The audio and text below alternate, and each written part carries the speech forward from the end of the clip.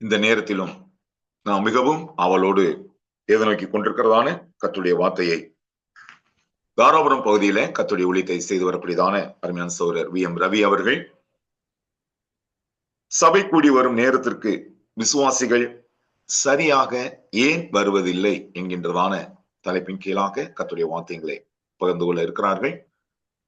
மலேசியாவிலே கூடி வரக்கூடியதான KL சபையின் சார்பாக அருமையான சகோதரரை அன்போடு கர்த்தருடைய வார்த்தையை நமக்கு கொடுக்க முடியாய் அவர்களை அன்போடு அழைக்கின்றோம்.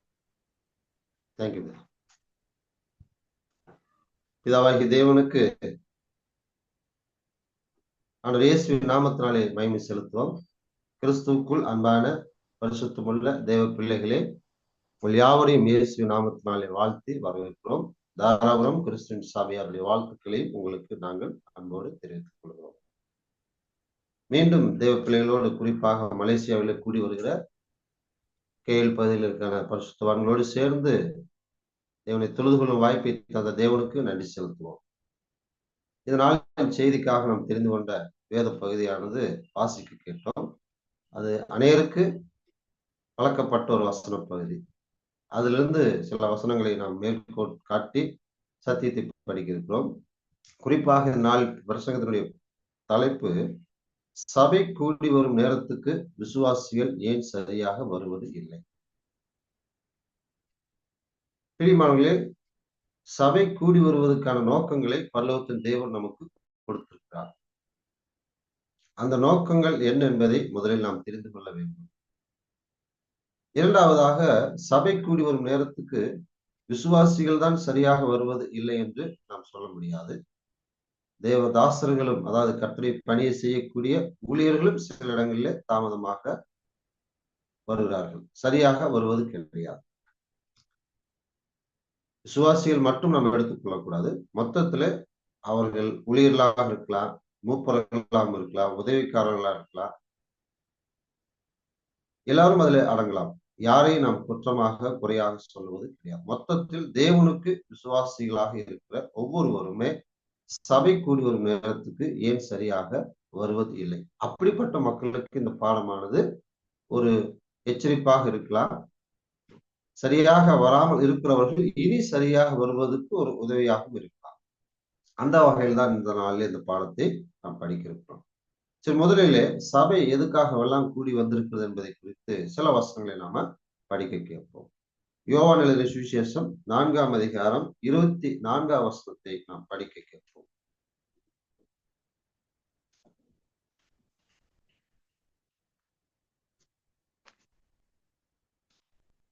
தேவன் ஆவியா இருக்கார், அவரை தொழுது கொள்ளுகிறவர்கள் ஆவியோடும் உண்மையோடும் அவரை தொழுது கொள்ள வேண்டும் என்றார். பிரியமானவர்களே, தேவனை தொழுது கொள்ளக்கூடிய அந்த ஒரு ஆசீர்வாதத்தை நாம் சபை கூடி வரும் நேரத்திலே பயன்படுத்த முடியும். சபை எதுக்காகவெல்லாம் கூடி வருகிறது? முதலில் நம் எல்லாருடைய விசுவாசிகளுடைய முதல் நோக்கம் தேவனை நாம் தொழுது கொள்ள வேண்டும். அப்படி தொழுது கொள்ளும் பொழுது ஆவியோடும் உண்மையோடும், அதாவது தேவன் சொல்லும் சத்தியத்தோடும் அவர் நமக்கு கொடுத்திருக்கிற அந்த ஆசீர்வாதத்தோடு நாம் அவரை தொழுது கொள்ள வேண்டும். இப்ப தேவனை தொழுது கொள்வதற்காக நம்ம வருகிறோம். வாரத்தின் முதல் நாளிலே விசேஷமாக தொழுகைக்காக நாம் வருகிறோம். தொழுகைக்காக மட்டுமல்ல, அதுல மற்ற சில காரியங்களும் உண்டு. திரும்ப தேவனை மையப்படுத்துவதற்கு ஏதுவான சில காரியங்கள் அதில் உண்டு. எபிரேயர் 10ஆம் அதிகாரம் வசனம் 24 முதல் 25 வரை வாசிக்கும் பொழுது சபை இன்னும் எதுக்காக எல்லாம் கூடி வருகிறது என்பதை நாம் அதில் படிக்க முடியும். எபிரேயர் 10 வசனம் 24, 25 நாம் படிக்க கேட்போம். மேலும் அன்புக்கும் நற்கிரியைகளுக்கும் நாம் ஏவப்படும்படி ஒருவரை ஒருவர் கவனித்து சபை கூடி வருதலை சிலர் விட்டுவிடுகிறது போல நாமும் விட்டுவிடாமல் ஒருவருக்கொருவர் புத்தி சொல்ல கடவோம். நாளானது சமீபத்து வருகிறதை எவ்வளவாய் பார்க்கிறீர்களோ அவ்வளவாய் புத்தி சொல்ல வேண்டும். Okay, thank you. அப்ப சபை கூடி வருவது எதுக்காக என்று இந்த வசனம் பகுதி நமக்கு சொல்லுகிறது. அன்புக்கும் நற்கிரியைகளுக்கும் நாம் ஏவப்படும்படி.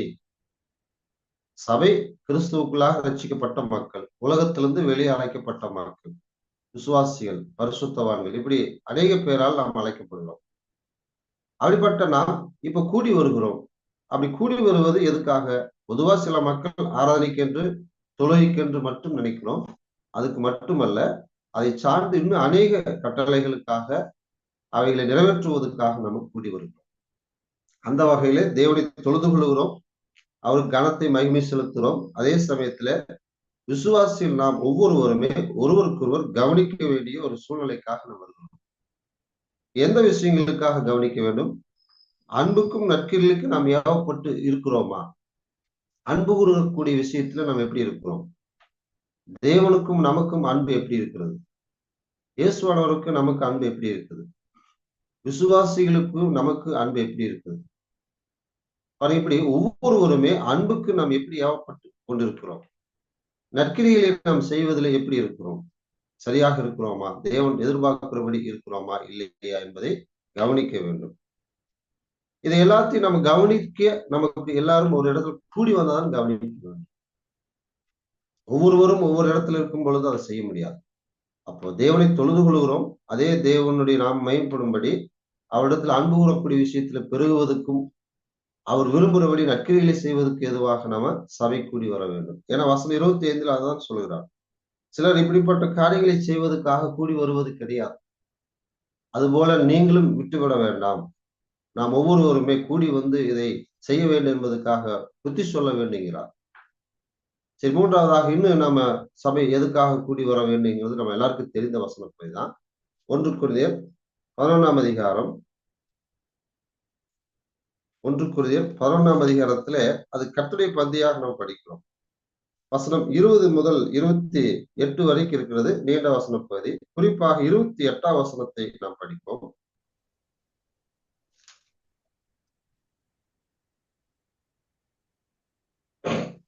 1 கொரிந்தியர் 11ஆம் அதிகாரம் வசனம் 28. 1 கொரிந்தியர் 11:28. எந்த மனுஷனும் தன்னைத்தானே சோதித்து அறிந்து இந்த அப்பத்தில் புசித்து இந்த பாத்திரத்தில் பானமான கடவன். அப்ப நம்மளை போதுங்க, தேங்க்யூ. அப்ப நம்ம ஒவ்வொரு விசுவாசியிலும் நம்மளை சோதித்து பார்ப்பதற்கான ஒரு வாய்ப்பு. சரி, அதை குறித்து சோதித்து பார்க்க வேண்டுகிறாரு. அதே 1 கொரிந்தியர் 11ஆம் அதிகாரம் வசனம் 20ஆம் வசனத்தை படிக்கும் பொழுது, நீங்கள் ஒரு இடத்தில் கூடி வரும்போது அவர்கள் இங்கே கூடி வரும் பொழுது சபையாக கூடி வந்து இந்த மக்கள் கர்த்தருடைய பந்தியிலே கலந்து கொள்வதற்காக வருகிறார்கள். இயேசுவுடைய மரணத்தை நினைவுறுவதற்காக நாம் இங்கே வருகிறோம். அதே சமயத்திலே நாம் நம்மை சோதித்து பார்ப்பதற்காக கூடி வருகிறோம். சின்ன சபை எதுக்காக கூடி வர வேண்டும்ங்கிறது நமக்கு தெரியும். அப்போஸ்தலர்களின் புஸ்தகம் 20ஆம் அதிகாரம் 7ஆம் வசனத்திலே வெளிப்படையாக சொல்கிறது. 1 கொரிந்தியர் 11ஆம் அதிகாரத்துக்கு சம்பந்தமாக அதுவும் இருக்கிறது. வாரத்தின் முதல் நாளிலே அந்த வார்த்தையை நாம் தெளிவாக படிப்போம். வசனத்தை படிப்போம். வாரத்தின் முதல் நாளிலே அப்பம் பிற்கும்படி சீசர்கள் கூடி வந்திருக்கையில் பவுல் மறுநாளிலே புறப்பட வேண்டும் என்று அவருடனே சம்பாசித்து நடு ராத்திரி மட்டும் பிரசங்கித்தான். வாரத்தின் முதல் நாளில் அப்பம் பிற்கும்படியாக சீசர்கள் கூடி வந்திருக்கிறார்கள். சீசர்கள் கூடி வந்திருக்கிறார்கள். அப்ப சபை என்றாலே ரட்சிக்கப்பட்ட மக்கள் நமக்கு தெரியும். இப்ப அவர்கள் எல்லாரும் கூடி வர வேண்டும். கூடி வருவதிலே சரியாக ஏன் வருவதில்லைங்கிறத பாடத்துடைய கேள்வி. அதுக்கு முன்னதாக சபை எதுக்காக எல்லாம் கூடி வர வேண்டுங்கிறத நாம் முதல்ல பார்த்து வருகிறோம். அந்த வகையில இதாவாகிய தேவனை நாம் தொழுது கொள்ள வருகிறோம்.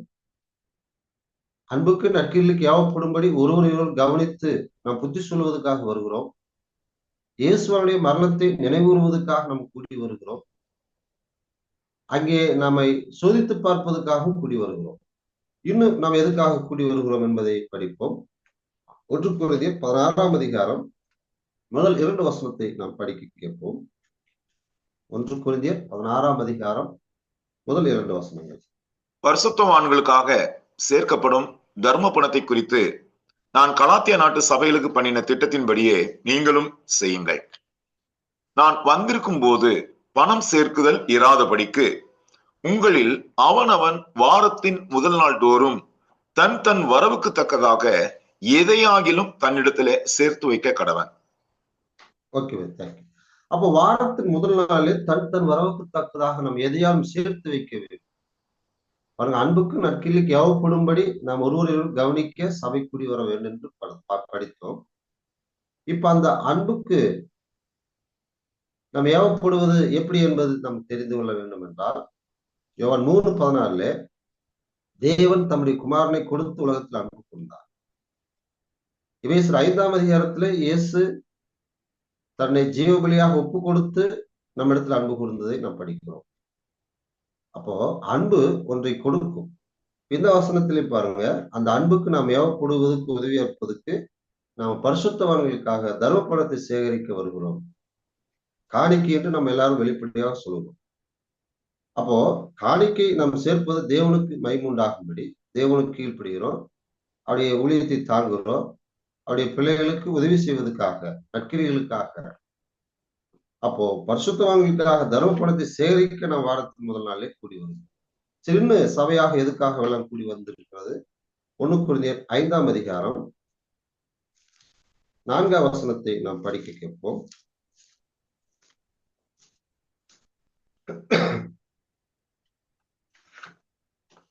ஒன்று கொரிந்தியர் 5:4. நீங்களும் என்னுடைய ஆவியும் நமது கர்த்தராகிய இயேசு கிறிஸ்துவின் அதிகாரத்தோடு கூடி வந்திருக்கையில். அப்ப இயேசு கிறிஸ்துடைய அதிகாரத்தோடு கூடி வருகிறது. இங்கே சபை கூடி வந்திருக்குது, கொரிந்து சபையாக. இப்ப இந்த சபை எதுக்காக கூடி வந்திருக்குன்னு நமக்கு தெரியும். விபச்சாரத்திலே இருக்கிற ஒருவனை சபையானது கூடி வந்து சத்தியத்தின்படியாக அவனை என்ன செய்ய வேண்டும் என்பதை சொல்கிறாரு. பிரித்து வைக்க வேண்டும், அவனை விலக்கி வைக்க வேண்டும், கடிந்து கொள்ள வேண்டும், அவன் திருந்துவதற்காக உதவி செய்ய வேண்டும். இப்படி தேவனை மயப்படுத்துவதற்கு ஏதுவாக சபையானது இங்கு கூடி வந்து செயல்பட வேண்டும். இது மட்டுமல்ல, இன்னும் பல விஷயங்கள் உண்டு. தேவனை திருத்து பாடுவதற்காக சபை கூடி வரலாம்.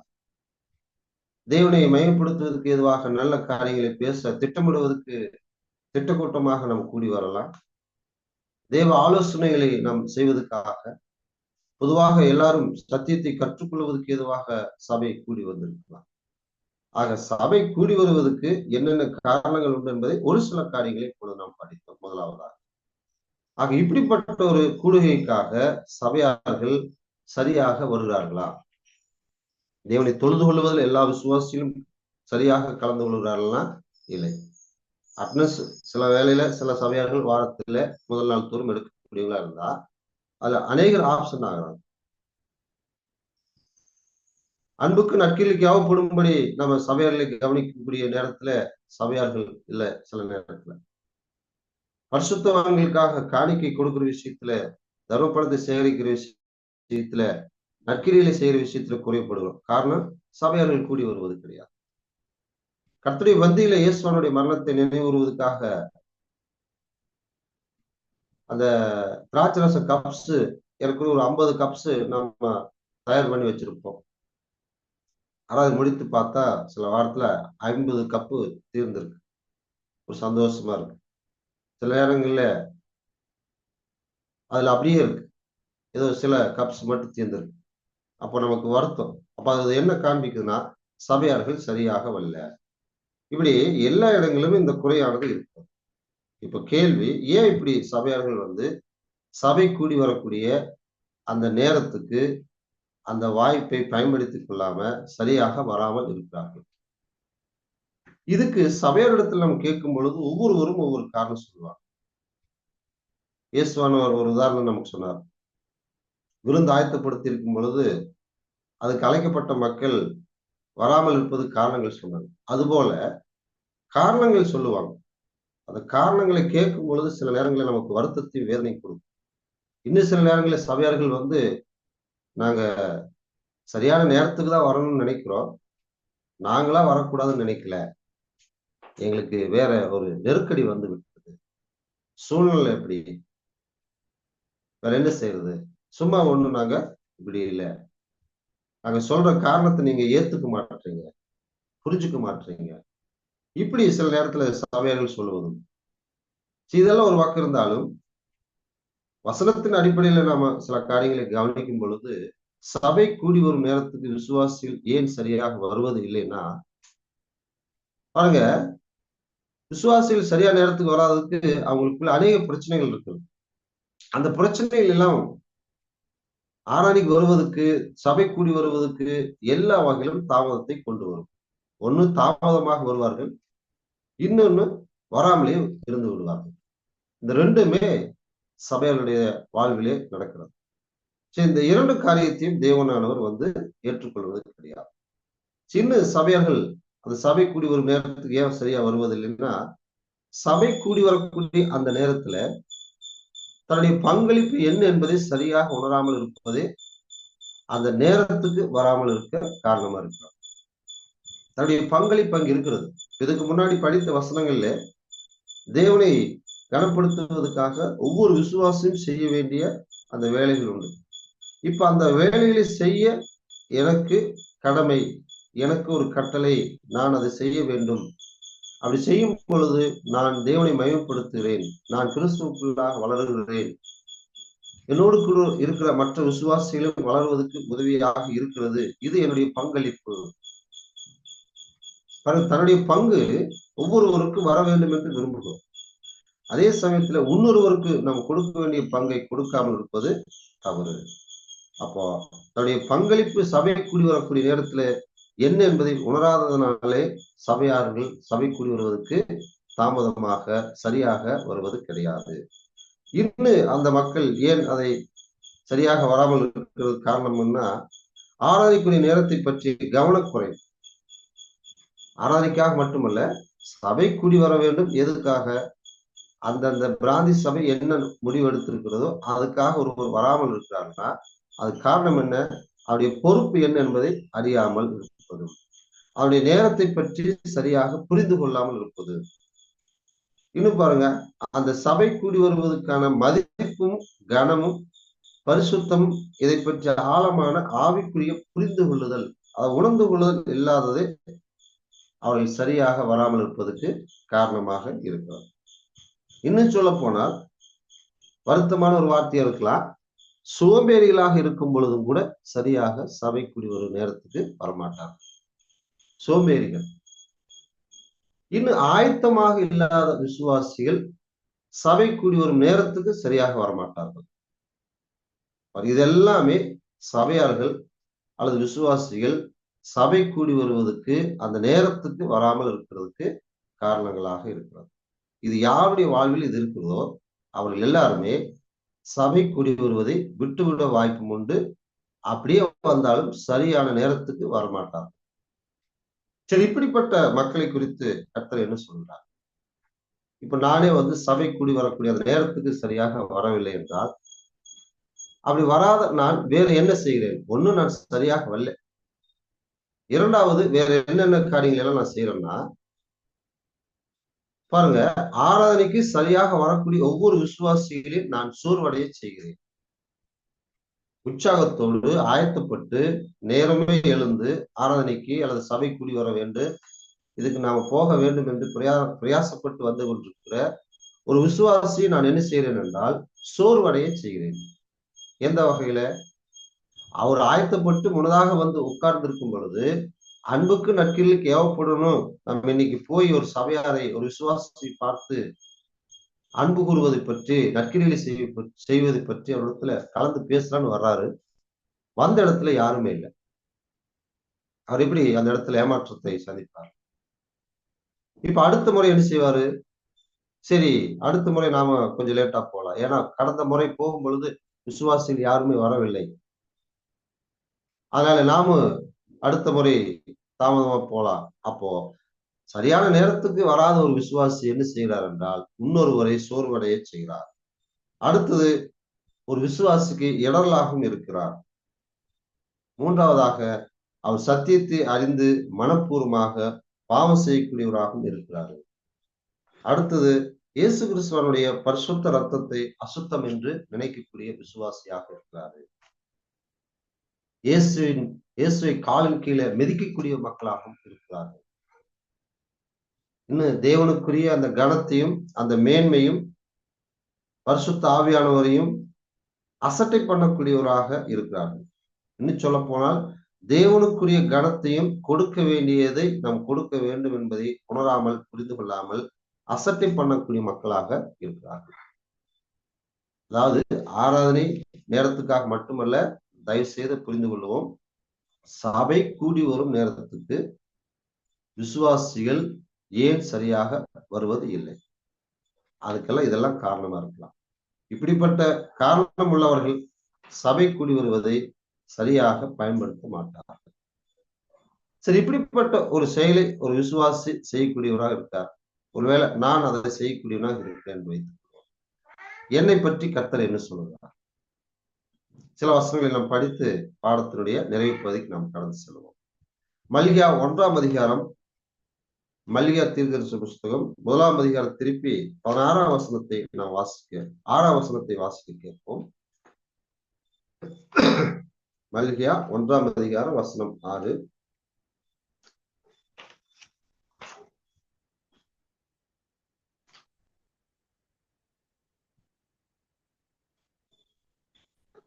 மல்கியா 1:6.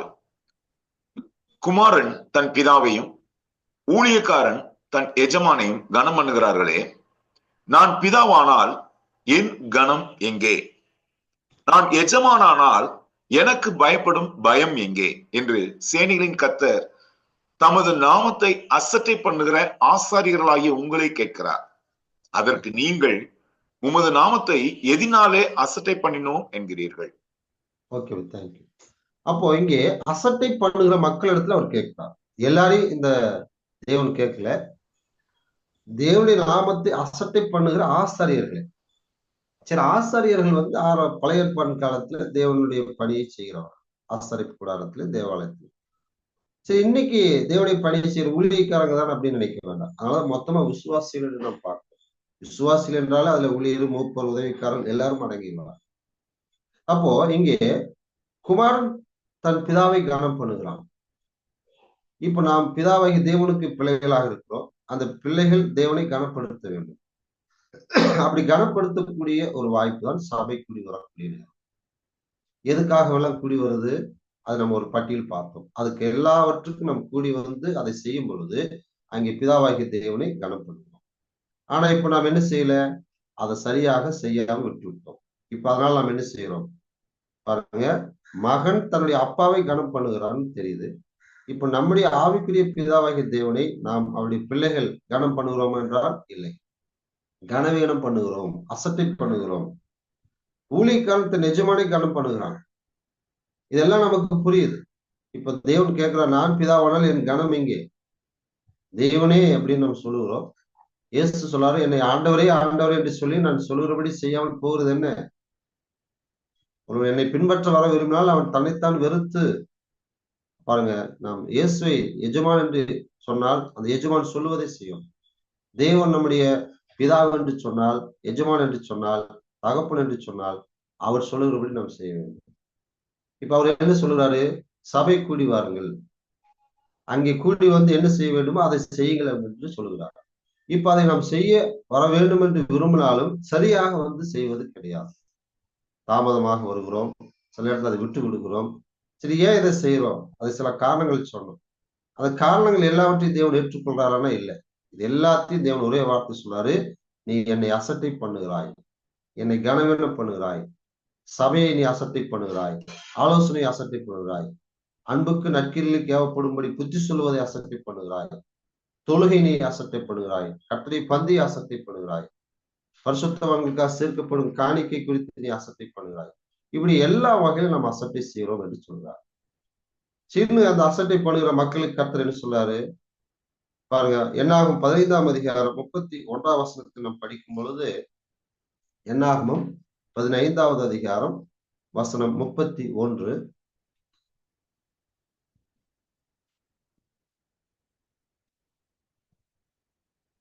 என்னாகமும் 15ஆம் அதிகாரம் 31வது வசனம்.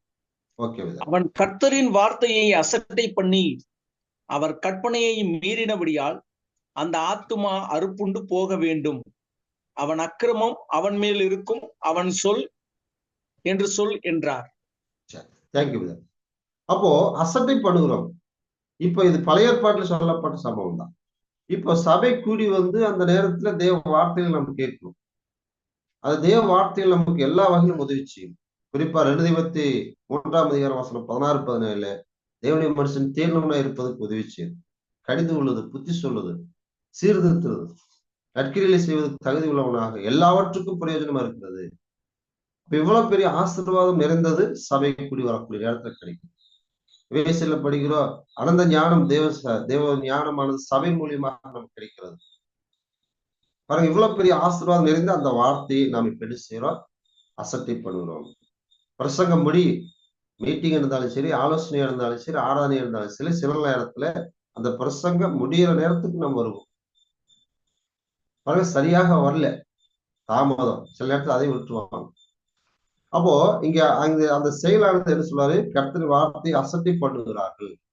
அசட்டை பண்ணுகிற மக்களை அடுத்தது அவர் கற்பனையை மீறினபடியால் அசட்டையானது மீற செயலை செய்கிறது. அதனால என்ன ஆகுது? அந்த ஆத்மா அறுப்புண்டு போகும். இரண்டாவது, அவன் அக்கிரமம் அவன் மேல் இருக்கும். அப்ப கர்த்தரை நாம் அசட்டை பண்ணும் பொழுது, அப்படி கற்பனையை மீறும் பொழுது, இதை எங்க செய்யறோம்னா சபை கூடி வர வேண்டிய நேரத்துக்கு, கூடி வர வேண்டிய நாளுக்கு சரியாக நம்ம வராமல் விட்டு விட்டால் இதை நாம் செய்கிறோம். இது பழைய ஏற்பாட்டில் செய்த மக்களுக்கு சொல்றாரு, அவன் அசட்டை பண்ணுகிறான், கர்த்தருடைய வார்த்தை மீறுகிறான், அதனால அவன் அறுப்புண்டு போவது நலமிக்கிறான். எவ்வளவு ஒரு எச்சரிப்பான வார்த்தை. சின்ன கர்த்தர் என்ன சொல்றாருன்னு பார்ப்போம். உபாகமம் புஸ்தகம் 2ஆம் அதிகாரம் வசனம் 15 முதல் 21 வரை நாம் படிக்க கேட்போம். உபாகமம் 32 வசனம் 15 முதல் 21.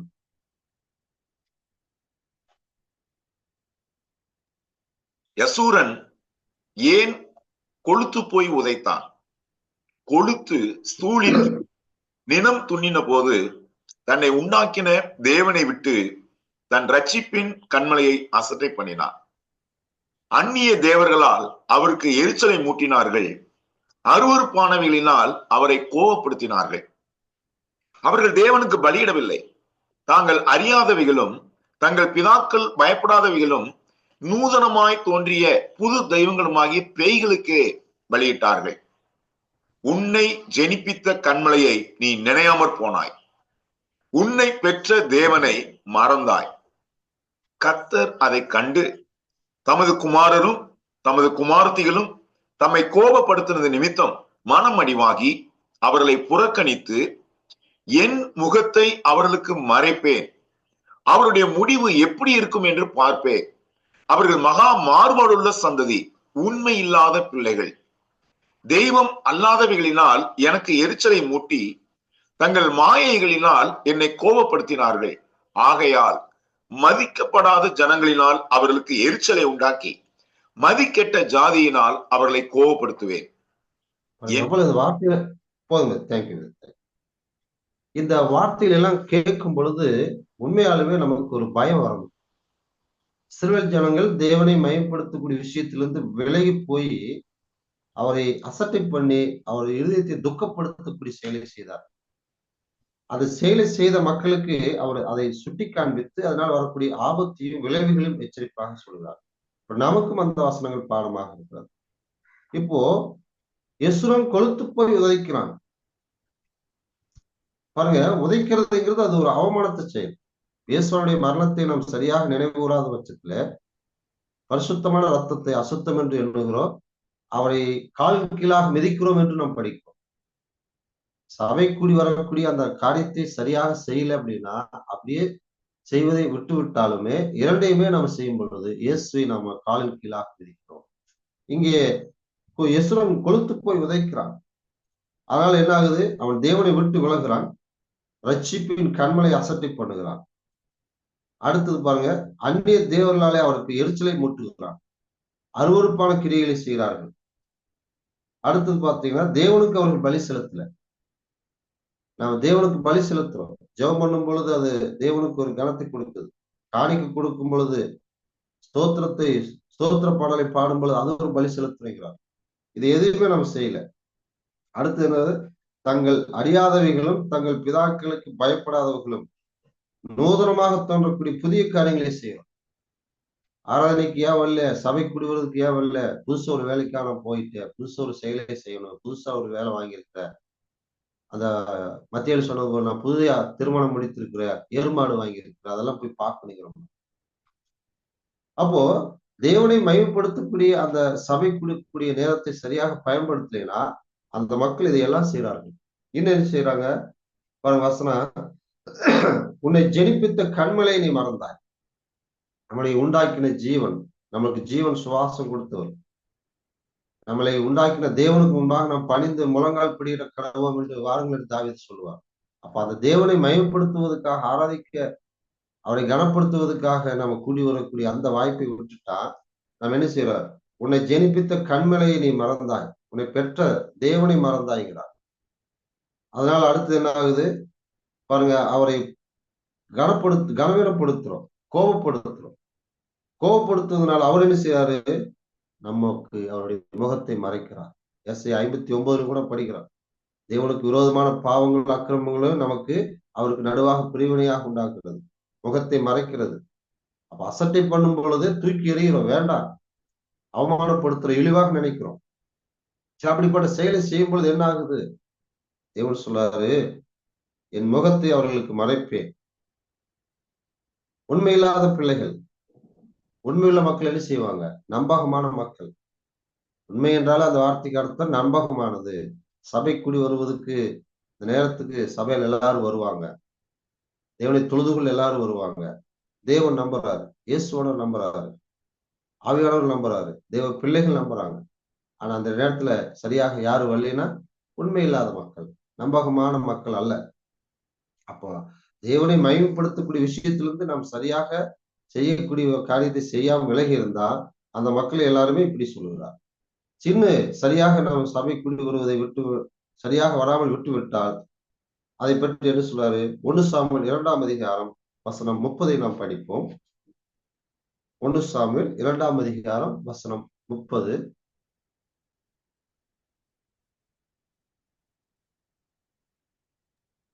ஆகையால் இஸ்ரவேலின் தேவனாகிய கர்த்தர் சொல்லுகிறதாவது, உன் வீட்டாரும் உன் பிதாவின் வீட்டாரும் என்றைக்கும் என் சந்நிதியில் நடந்து கொள்வார்கள் என்று நான் நிச்சயமாய் சொல்லியிருந்தும் இனி அது எனக்கு தூரமாய் இருப்பதாக. என்னை கனம் பண்ணுகிறவர்களை நான் கனம் பண்ணுவேன், என்னை அசட்டை பண்ணுகிறவர்கள் கனையினப்படுவார்கள் என்று கர்த்தர் சொல்லுகிறார். கர்த்தர் சொல்லக்கூடிய வார்த்தை. பிரியமானவர்களே, நாம் தேவனை கனப்படுத்தி அவருக்காக வாழக்கூடிய பிள்ளைகளா இருந்தா அவர் என்ன சொல்றாரு? 2 அதிகாரத்துல, உலகத்திலிருந்து நம்மளை விட்டு வெளியே பிரிக்கிற தேவன், நீங்கள் அவைகளெல்லாம் விட்டு வெளியே வந்தால் நான் உங்களை ஏற்றுக்கொண்டு உங்களுக்கு பிதாவா இருப்பேன், நீங்கள் எனக்கு குமாரும் குமாரத்திலுமா இருப்பீர்கள் என்று சொல்றாரு. 6ஆம் அதிகாரம் 14-18 வரைக்கும் நம்ம படிக்கிறோம். அப்படி சொல்லி இருக்கிற அதே தேவன் தான் சொல்றாரு, நாம் அவரை கனப்படுத்தக்கூடிய விஷயத்திலிருந்து விலகி கனவீனப்படுத்தி அசட்டை பண்ணினால் அவர் என்ன சொல்வார்? நான் உங்களை அசட்டை பண்ணுவேன். நீங்கள் என்னை கனம் பண்ணால் நான் உங்களை கனம் பண்ணுவேன், நீங்கள் என்னை கனவீனம் பண்ணுவீர்களானால் நானும் உங்களை கனவீனம் பண்ணுவேன். கர்த்தரை தேடுவீர்களாகில் அவர் தென்படுவார், நீங்கள் அவரை விட்டு விட்டீர்களாகில் அவர் உங்களை விட்டு விடுவார். பாருங்க எவ்வளவு பெரிய வார்த்தை. அப்ப சரியாக நம் சபை கூடி வரக்கூடிய வேலையை செய்யலைன்னா நாம் இதையெல்லாம் செய்யறோம். இதனாலே நமக்கு தான் ஆபத்து. இந்த ஆபத்து மட்டுமல்ல, வேறு பெரிய பிரச்சனைகளும் உண்டு. சரி, இன்னும் சபை கூடி வர நேரத்துக்கு சரியாக வராத மக்கள் என்ன செய்கிறார்கள் பாருங்க. 107வது சங்கீதம் வசனம் 10-11 நாம் படிப்போம். 107வது சங்கீதம் வசனம் 10-11. தேவனுடைய வார்த்தைகளுக்கு விரோதமாய் கலகம் பண்ணி உன்னதமானவருடைய ஆலோசனையை அசட்டை பண்ணி அந்தகாரத்திலும் மரண இருளிலும் வைக்கப்பட்டிருந்து ஒடுக்கத்திலும் இரும்பிலும் கட்டுண்டு கடந்தார்கள். அப்போ தேவனுடைய வார்த்தையை அசட்டை பண்ணுகிறோம், அதோடு இல்லாம ஆலோசனை அசட்டை பண்ணுவோம். ஆலோசனை கூட்டம் இன்னைக்கு சபையில் இருக்குது, வாங்க அப்படிங்கிறோம். எத்தனை பேர் நம்ம எல்லாரும் வரோம்? எனக்கு ஆலோசனை சொல்ல தெரியாது, எனக்கு ஆலோசனை கேட்க பிடிக்காது, இப்படி சில மக்கள் இருக்கிறதுனால அந்த கூடுகைக்கு வருவது கிடையாது. பாருங்க, அந்த இடத்துல அவருடைய பங்களிப்பு என்ன? ஆலோசனை சொல்ல வாய்ப்பு இருந்தா சொல்லலாம், இல்லைன்னா கேட்கலாம். ஆலோசனை கேட்கிற இடத்துல ஜனங்கள் சீர்படுவார்கள், ஆலோசனை இல்லாத இடத்துல ஜனங்கள் விழுந்து போவார்கள். தேவ ஆலோசனை நமக்கு ரொம்ப அவசியம். அந்த ஆலோசனை கேட்கக்கூடிய இருதயம் இல்லாத மக்கள் அவரு என்ன செய்வார்னா சபைக்கு விரோதமாக கலகம் பண்ணுவாங்க. ஒண்ணு ஆலோசனை சொல்ல மாட்டாரு, இல்ல கேட்க மாட்டார். அடுத்து அவர் என்ன செய்வாரு? அந்த கூட்டத்தையே கலைத்திருவார். இப்ப அப்படிப்பட்ட மக்களுக்கு கர்த்தர் சொல்வாரு, மரண இருளில் வைக்கப்பட்டிருந்து ஒடுக்கத்திலும் இருப்பிலும் கட்டுண்டு கிடந்தார்கள். அப்ப ஆலோசனை கேட்கக்கூடிய ஒரு வாய்ப்பு நமக்கு இருக்கும் பட்சத்துல அதை நம்ம சரியாக போய் கேட்டு செஞ்சா நல்லது. அப்போ அதை தவற விடும் பொழுது நீதிமொழிகள் 1ஆம் அதிகாரம் வசனம் 30, 31 33 வரைக்கும் நாம் படிக்கும் பொழுது, என் ஆலோசனை அவர்கள் கேட்க விரும்பல, அதனால அவரு சொல்றாரு, நான் அவர்களை விட்டு விட்டேன். என்னை தேடுவார்கள் கண்டடைய மாட்டார்கள். என் கடிதங்களில் அவங்க அலட்சியம் பண்ணாங்க, அதனால அவர்களை விட்டு விட்டேன்கிறார்.